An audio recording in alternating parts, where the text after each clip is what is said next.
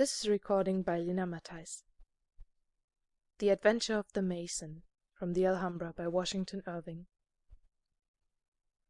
There was once upon a time a poor mason, a bricklayer, in Granada, who kept all the saints' days and holidays, and Saint Monday into the bargain, and yet, with all his devotion, he grew poorer and poorer, and could scarcely earn bread for his numerous family. One night he was roused from his sleep by a knocking at his door. He opened it, and beheld before him a tall, meagre, cadaverous-looking priest.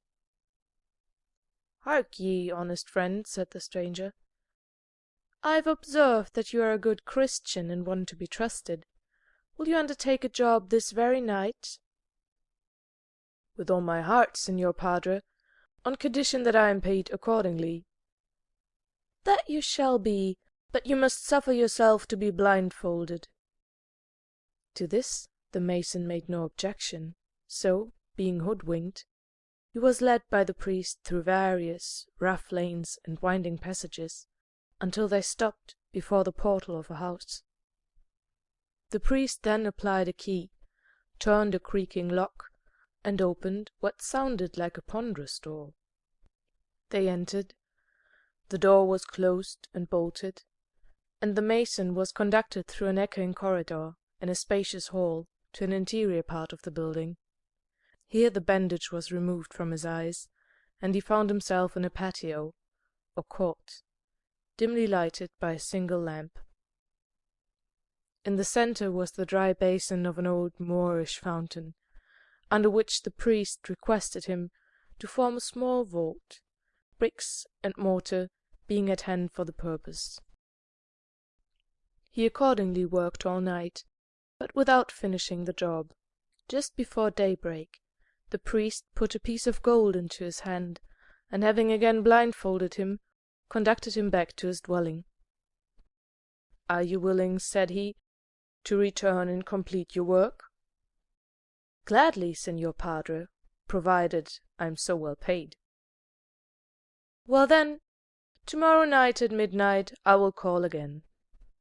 He did so, and the vault was completed. "Now," said the priest, "you must help me to bring forth these bodies that are to be buried in this vault." The poor mason's hair rose on his head at these words.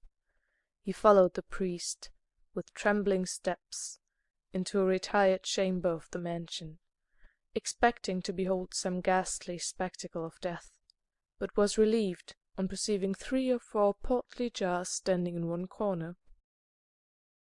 They were evidently full of money, and it was with great labor that he and the priest carried them forth and consigned them to their tomb.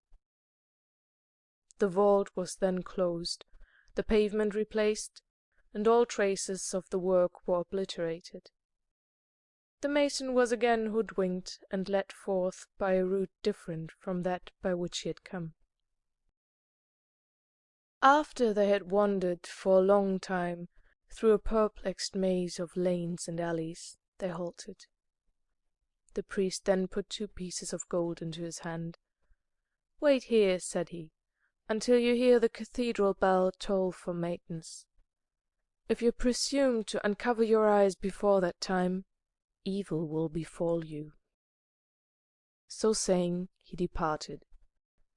The mason waited faithfully, amusing himself by weighing the gold pieces in his hand and clinking them against each other. The moment the cathedral bell rang its matin peal, he uncovered his eyes and found himself on the banks of the Channel, whence he made the best of his way home, and travelled with his family for a whole fortnight on the profits of his 2 nights' work, after which he was as poor as ever. He continued to work a little, and pray a good deal, and keep saints' days and holidays from year to year, while his family grew up as gaunt and ragged as a crew of gypsies. As he was seated one evening at the door of his hovel, he was accosted by a rich old curmudgeon, who was noted for owning many houses, and being a griping landlord. The man of money eyed him for a moment beneath a pair of anxious shagged eyebrows. "I am told, friend, that you are very poor." "There's no denying the fact, senor. It speaks for itself." "I presume, then, that you will be glad of a job, and will work cheap." "As cheap, my master, as any mason in Granada." "That's what I want. I have an old house fallen into decay, which costs me more money than it is worth keeping it in repair, for nobody will live in it. So I must contrive to patch it up, and keep it together at as small expense as possible." The mason was accordingly conducted to a large deserted house that seemed going to ruin. Passing through several empty halls and chambers, he entered an inner court, where his eye was caught by an old Moorish fountain. He paused for a moment, for a dreaming recollection of the place came over him. "Pray," said he, "who occupied this house formerly?" "A pest upon him!" cried the landlord. "It was an old miserly priest, who cared for nobody but himself. He was said to be immensely rich, and, having no relations, it was thought that he would leave all his treasures to the church. He died suddenly, and the priests and friars thronged to take possession of his wealth, but nothing could they find but a few ducats in a leathern purse. The worst luck has fallen on me, for since his death the old fellow continues to occupy my house without paying rent, and there's no taking the law of a dead man. The people pretend to hear the clinking of gold all night in the chamber where the old priest slept, as if he were counting over his money, and sometimes a groaning and mourning about the court. Whether true or false, these stories have brought a bad name on my house, and not a tenant will remain in it." "Enough," said the mason sturdily.